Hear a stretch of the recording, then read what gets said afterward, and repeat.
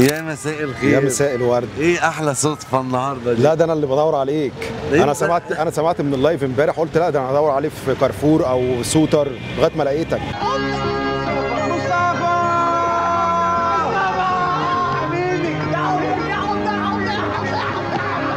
حبيب قلبي يا ابراهيم، انا مبسوط قوي اني شفتك. حبيبي يا حسين، بجد مبسوط قوي اني شفتك النهارده ونساله معلومات كده عامه. يلا بينا، انا جاهز لاي سؤال.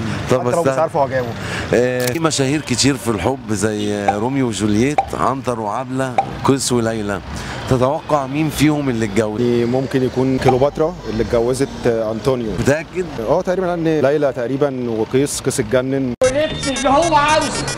حاضر، وهقول انه جاي من سويسرا. ليلى جننته. عملت ايه ليلى بعد كده؟ ليلى لا ما اعرفش ليلى عملت ايه، اكيد اتجوزت حد تاني، يعني انت عارف الستات ما بيصبروش. اجلد. وعنتر ما اتجوزش عبله. عايز تبوظ الجوازه؟ يلا ادي احنا بوظنا الجوازه. هو عنتر تقريبا كان ساب عبله وراح يحارب، رجع لقى عبله متجوزه. الفرح ده بتاع مين عشري؟ مش نصيبك يا ابراهيم، عمرها ما كانت لك. عارف ايه القصه بتاعت انطونيو وكليوباترا؟ لا انا ما اعرفش غير ان هم اتجوزوا بس. وكليوباترا تقريبا بعد كده سابته واتجوزت حد تاني. روميو وجولييت. روميو وجولييت ما اتجوزوش، وتقريبا روميو انتحر. كفايه بقى يا اخي، انت ما بتحسش؟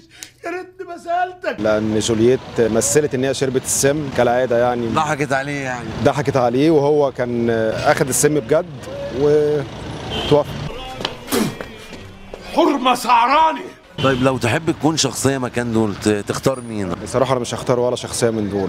ايوه، يعني لان الستات كلها في الاخر هي اللي عايشه واتجوزت وجابوا ولاد، وكلهم اللي انتحر واللي اتجنن واللي راح لقى عبله متجوزه، فاختار نفسي. كينج عليا الطلاق، كينج يا زميلي. انا بجد سعيد قوي اني شفتك يا ابراهيم، مش عشان قدام الكاميرا، بجد يعني في قمه انبساطي ان انا شفتك، ودي جايزه بسيطه. كمان جايزه؟ لا يبقى جايزه وزير واحد بس. حبيبي يا ابراهيم، اتشرفت بيك جدا، متشكر قوي. حبيبي يا حسين، ربنا يخليك. اشوفك على خير بقى باذن الله.